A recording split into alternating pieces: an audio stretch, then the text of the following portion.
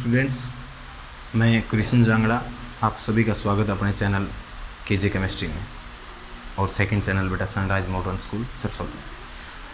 आज हम बेटा हमारी सरफेस केमिस्ट्री 5th यूनिट का नेक्स्ट लेक्चर लेके हैं जिसमें हम पढ़ेंगे Freundlich adsorption isotherm. Freundlich adsorption isotherm actually हम किसके बारे में लेके आए हैं बेटा?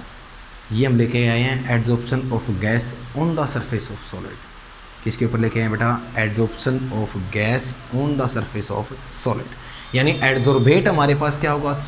गैस होगा और एडजॉर्बेंट हमारे पास क्या होगा बेटा? सॉलिड होगा। इसके बारे में हम पढ़ेंगे किसके अंदर? एडजॉर्प्शन आइसोथर्म के। तो बेटा आइसोथर्म का मीनिंग आपको पता है भाई कि आइसोथर्म का मतलब क्या होता है बेटा? जहाँ पे कॉन्स्टेंट क्या हो बेटा भाई? टेम्परेचर क्या हो हमारा? कॉन्स्टेंट हो। टेम्परेचर क्या मिले बेटा? टेम्परेचर क्या हो? कॉन्स्टेंट हो। तो यहाँ पे हमने मान लिया बेटा क्या कि x जो है x वो किसको रिप्रेजेंट कर रहा है बेटा? अमाउंट ऑफ गैस को। और बेटा भाई हमारे पास m जो है वो रिप्रेजेंट कर रहा है बेटा अमाउंट ऑफ या सरफेस सॉलिड एडजॉर्बेंट को। सॉलिड जो क्या है? एडजॉर्बेंट। तो फ्रेंडलिच एडजॉर्प्शन आइसोथर्म हमें क्या कहता है बेटा? फ्रेंडलिच एडजॉर्प्शन आइसोथर्म हमें ये कहता है कि जो एडजॉर्प्शन होगा, adsorption of gas on the surface of adsorbent is directly proportional to pressure. जो एडजॉर्बेंट हमारे पास होगा और एडजॉर्बेट होगा बेटा amount of gas adsorb on the surface of adsorbent is directly proportional to pressure. But बेटा actual में अगर हम इसका ग्राफ पढ़ें तो बेटा ऐसे आएगा। अभी देखो कि प्रेशर के साथ अगर हम पढ़ें तो अमाउंट ऑफ एडजॉर्बेट जो होगा बेटा वो इंक्रीज करेगा भाई इस तरीके से हमारे पास एक लिमिट ऑफ रेंज तक। एक लिमिट ऑफ रेंज तक क्या आएगा? ये ग्राफ आएगा बेटा। यहाँ से लेके जब हम आगे चल रहे प्रेशर इंक्रीज करते हुए चले तो बेटा यहाँ से लेके जब हम जा रहे थे तो x/m जो डायरेक्टली प्रोपोर्शनल आ रहा बेटा वो किसके आ रहा था भाई? p⁻, एक्चुअल में हम देखें तो p⁻1 के, क्योंकि यहाँ तक का ग्राफ हमें क्या, यहाँ तक का ग्राफ हमें क्या दिखाई दे रहा है? Directly proportional. लेकिन जब यहाँ पहुँचे तो यहाँ बेटा हमारे पास ग्राफ आया भाई x/m is directly proportional to p⁻0, क्योंकि ग्राफ एक स्ट्रेट लाइन में आ रहा है जो प्रेशर के ऊपर डिपेंड ही नहीं कर रहा। It means zero order reaction.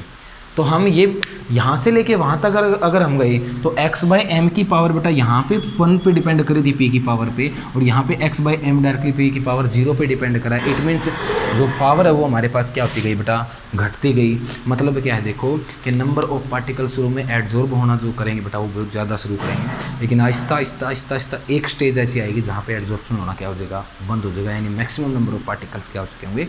Adsorb हो चुके होंगे। तो इन दोनों को देखते हुए बेटा हमारे पास इक्वेशन क्या बनी कि x/m जो आएगा बेटा डायरेक्टली प्रोपोर्शनल आएगा p⁻1/n के। मतलब जो एडजॉर्प्शन हमारे पास होता जा रहा है बेटा ज़्यादा पार्टिकल एडजॉर्ब होते जाएंगे तो n की वैल्यू उतनी ही ज़्यादा होती जाएगी, और 1 को n की वैल्यू ज़्यादा से बहुत ज़्यादा वैल्यू से डिवाइड करेंगे बेटा अप्रोक्सीमेट वैल्यू हमारी कितनी आएगी? 0 के इक्वल आएगी। तो x/m is directly proportional to p⁻1/n। क्यों? यहाँ क्यों? क्योंकि n की वैल्यू क्या थी? बहुत कम थी। पार्टिकल ने एडजॉर्ब होना स्टार्ट ही किया था, लेकिन यहाँ पार्टिकल बेटा बहुत ज़्यादा संख्या में एडजॉर्ब हो चुके थे, इसलिए n की वैल्यू क्या थी? बहुत ही ज़्यादा। और यहाँ हम क्या मान रहे हैं बेटा कि 1/n अगर n की वैल्यू बहुत ज़्यादा होगी बेटा तो n अप्रोक्सीमेट कितना मान लिया हमने? इसकी वैल्यू को 0 मान लिया, क्योंकि अगर एक जो हमारे पास वैल्यू उसको 1 करोड़ से भी डिवाइड कर देते हैं बेटा तो वो वैल्यू लगभग 0 के इक्वल ही आती है। तो ये आप जान सकते हो। तो x/m की वैल्यू कितनी आ गई हमारे पास?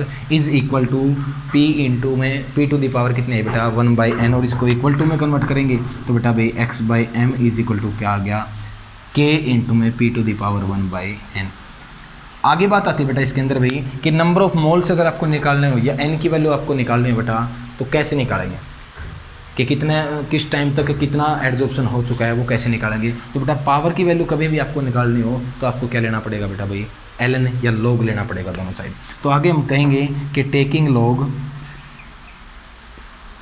या ln बोथ साइड। अगर बेटा दोनों के दोनों साइड हम ln ले रहे हैं तो यहाँ क्या बनेगा? ln of x/m is equal to ln of k into में p⁻1/n। और बेटा आपको प्रॉपर्टी का पता होगा बेटा भाई कि ln a⁻b मिल रहा है तो उसको हम क्या लिख सकते हैं? ln ऑफ b इंटू में ln ऑफ a लिख सकते हैं। एक प्रॉपर्टी ये होती है, और एक बेटा ऐसे होती है ln ऑफ a.b है तो ये हमारे पास क्या हो सकता है? ln of a plus ln of b हो सकता है बेटा भाई। तो ये दो मल्टीप्लाई में तो ऐसे तोड़ेंगे इनको, ln of x by m is equal to ln of k plus 1 by n बेटा आगे आ जाएगा, इंटू में क्या बन जाएगा ln ऑफ p हमारे पास बचेगा। अगर वैल्यू हमें किसकी निकाले बेटा n की, तो दोनों साइड में बराबर देखें तो ln है सभी जगह पे, इसलिए ln जो होता है ना ln, जैसे ln ऑफ a हमारे पास है तो बेटा 2.303 log के होता है। तो अगर दोनों साइड हम कन्वर्ट करेंगे इसको तो 2.303 दोनों साइड से क्या हो जाएगा कैंसिल, इसलिए इस ln को हम डायरेक्ट log भी लिख सकते हैं। तो ऐसे लिखेंगे बेटा log of x by m is equal to क्या बच गया बेटा भाई log of k plus 1 by n into में log ऑफ p, ऐसे लिख सकते हैं। n की वैल्यू निकालने बेटा ये इस साइड जाके क्या हो जाएगा माइनस का, यानी ln ऑफ हमारे पास किसकी वैल्यू निकालनी है x बाई एम बेटा हमारे पास किसके इक्वल होगा भाई, थोड़ा नीचे लिख देते हैं इसको, ln ऑफ यहाँ लिख रहे हैं हम ln of x by m minus ln या log of log of x by m minus log of k is equal to 1 by n into में log ऑफ p। ऐसे आ गई हमारे पास वैल्यू बेटा भाई। तो अगर ये ऐसे वैल्यू हमारे पास आई है, हमें n की वैल्यू निकालनी है, तो ये वैल्यू क्या आ जाएगी इस साइड में, तो बेटा क्या आएगा log of x by m minus log of k upon में क्या आ गया log of p is equal to क्या आ गया बेटा भाई 1 बाई एन। और बेटा n की वैल्यू जब निकालेंगे हम यहाँ से तो n की वैल्यू किसके इक्वल आएगी log ऑफ p अपॉन में log of x by m minus में log ऑफ k।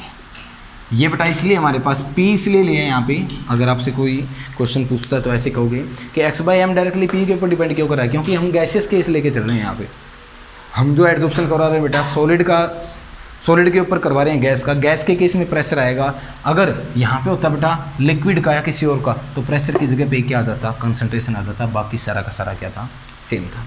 तो ये हमारे पास होगा बेटा भाई क्या नंबर ऑफ मोल्स हम निकाल सकते हैं कि किस टाइम तक कितने प्रेशर तक कितने नंबर ऑफ मोल्स एडजॉर्ब हो चुके हैं on the surface of solid adsorb. ये हमारे पास कुछ टॉपिक होगा। Friendlies adsorption isotherm most important topic है बेटा भाई, मोस्ट इंपॉर्टेंट टॉपिक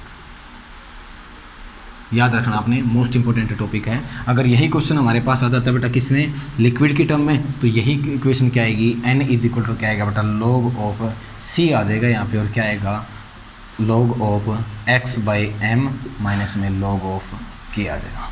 वेयर के हमारे पास क्या था यहाँ पे फैक्टर था बेटा, जो कॉन्स्टेंट फैक्टर हमने ऐड किया था। ये हमारे पास क्या होगा फ्रेंडलीज एडजॉर्प्शन आइसोथर्म होगा।